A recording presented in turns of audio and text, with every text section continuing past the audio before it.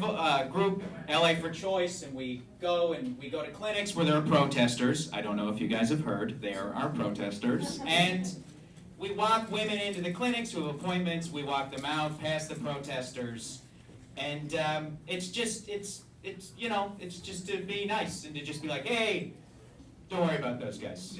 How's the weather? And they're like, great, I appreciate what you're trying to do here. Thanks for not getting too specific on the conversation. And the first clinic we were at was her medical clinic in South Central Los Angeles. And it's like pretty low impact most of the time. Like, we get groups and they're awful and they have megaphones or they have signs, or we get a street proselytizer who's been banned from Washington, D.C. a bunch of times. Because when he annoys Congress, he gets banned. But when he annoys us, they don't care about that. But like most of the time, it's like the same 12 or 13 people. And they like come, and they stand there, and then they leave. That's it. They have kind of cards, and they're a little quiet. And people walk by, and we're like, hey, ignore those people. And the people are like, yeah, I figured that'd be a good move. There's like the guy who always wears wraparound sunglasses. There's the lady who brings her very bored-looking children with her. There's the guy who walks like a giant toddler. Listen, that sounds strange, but one day you're going to see that guy in the street, and you're going to be like, that's that guy who protested her medical clinic. And also, it almost seems like they're just bored, like they have nothing better to do on the weekends. So they're like, why don't we go bother people? And sometimes afterwards they go across the street and get Popeyes. Which, one of the other escorts pointed out, if you split Popeyes in half, you get Pope Yes. So, that is fucking weird, man. No way they were clever enough to discover that. But we sort of expanded out into this clinic in Downey, and oh man, I've had pretty limited experience with Downey, but it seems terrible. Judging by exclusively my experience at their women's health clinic, Downey is a nightmare. Here's my impression of the devil in Downey. No one should live in this place. And my home is the worst. You got the joke. And the protesters there are terrifying. They're bad. They have props. They show up really early. There's a guy in bloody ER scrubs who holds a doll's head and waves that at people. One guy shows up and he leaves dirty diapers in front of the doors before the clinic opens. I don't know where he gets them, and I don't want to. Just like sees a lady with her kid, like, could I borrow your kid's shitty diaper, madam? And they're always pushing. They push and they push and they push. They trespass. They will like literally like flick at you. Like they'll like call you names. They'll try to instigate fights. It's less clinic escorting and more babysitting.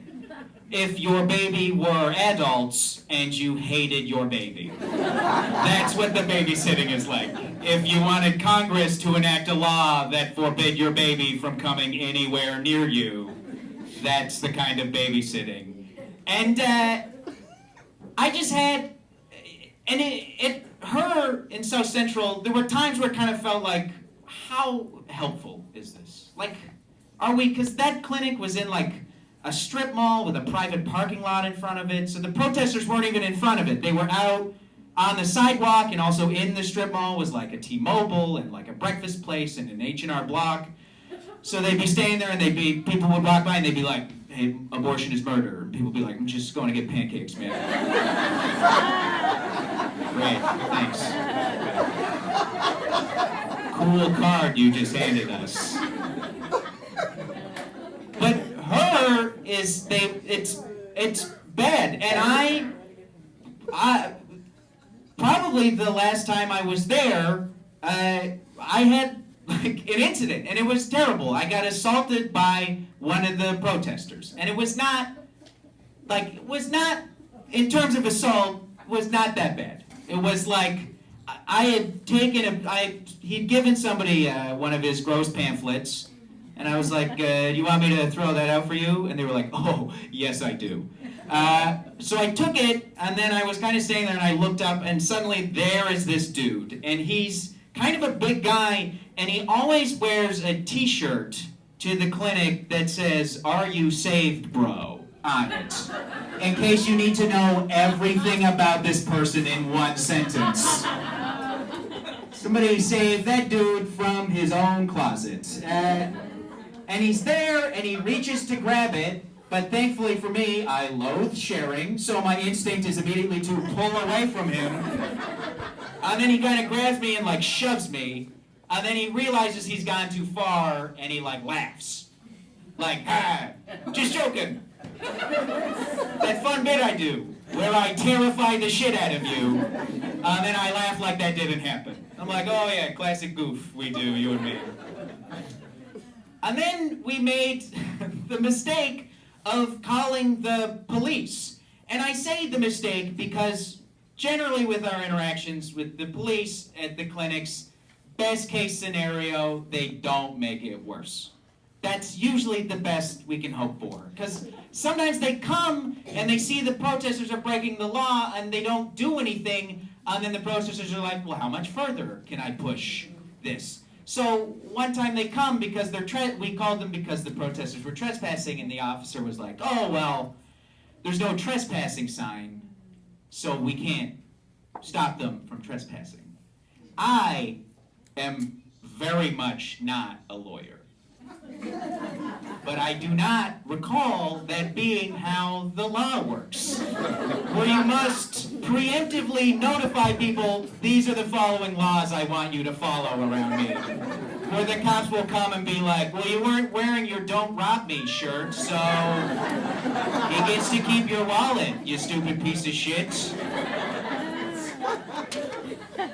And so the police come, and generally their feeling on the subject was, if you don't want to get assaulted, don't come here. And I was like, oh man, that's like an opinion that like would be reasonable for like my mom or an unhelpful friend to have. But I expect a tiny bit more helpfulness from you. And he kept being like, well, what do you expect, man? What do you expect? Look at these guys. What do you expect? These guys are nuts. What do you expect? What do you expect?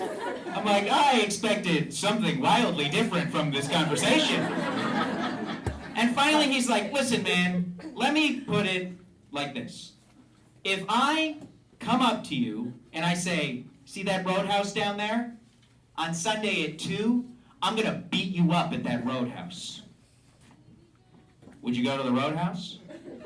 And I was like, well, before today, I would have called you. That would have been my first move.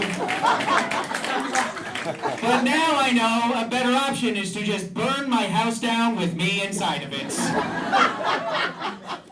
And it was bad because I didn't like admitting it, but I was like afraid in that moment. It scared me, and it continued to scare me afterwards for the rest of the day. And then getting no help from the authorities also scared me. And like, look, I'm not, I'm not like a tough guy. I got like a little sweater on, but it's still, sure, I've thought about taking a Krav Maga class, because who hasn't? But it was scary, and I was afraid to have had my agency taken away like that, and then to hear from people to be like, I don't know, who gives a shit, man? Who cares? But like the only people who were helpful and were supportive and did make me feel better were the clinic staff who invited me in to have a seat, and they gave me a bottle of water, and they were like, hey, those guys are jerks, don't let it bother you. I like that they like took the approach like I'd been like turned down when I asked somebody to go to the high school dance with me. They're like, yeah, forget about him, huh? He's not worth it. There are better people who won't grab and shove you. And then also the other escorts made me feel better because they just kept joking around and treating me normally.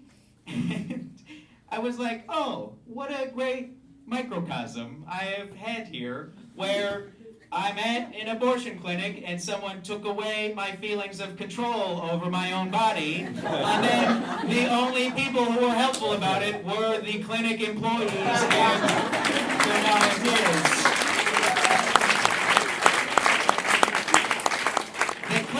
The volunteers get the edge because they took me to In-N-Out Burger.